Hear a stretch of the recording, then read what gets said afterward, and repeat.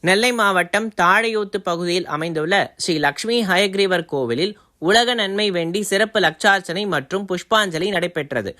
பல வண்ண மலர்கள் கொண்டு பெருமாளுக்கு நடைபெற்ற சிறப்பு வழிபாட்டில் திரளான பக்தர்கள் பங்கேற்று சுவாமி தரிசனம் செய்தனர். லட்சுமி ஹயக்ரீவர் திருமாலின் குதிரை முகம் கொண்ட அவதார தெய்வமாவார். இவர் கல்வி மற்றும் ஞானத்தின் அதிபதியாக வணங்கப்படுகின்றார். இவர் திருமாலின் தசாவதாரங்களுக்கு முதன்மையான அவதாரமாக கருதப்படுகின்றார்.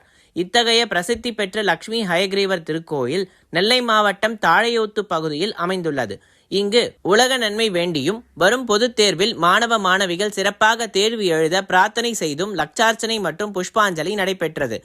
இதனை ஒட்டி காலை முதல் பல்வேறு சிறப்பு பூஜைகள் நடத்தப்பட்ட பின்னர் தொடர்ந்து பெருமாளுக்கு லட்சார்ச்சனையும் மாலையில் மல்லிகை, பிச்சி உள்ளிட்ட வாசனை மலர்களை கொண்டு சிறப்பான புஷ்பாஞ்சலியும் நடைபெற்றது. வெகு விமர்சையாக நடைபெற்ற இந்த உற்சவத்தில் திரளான பக்தர்கள் கலந்து கொண்டு சுவாமி தரிசனம் செய்தனர். ஆதாரம் சர்வ வித்யானாம் ஹயக்ரீவம் உபாஸ்மஹே.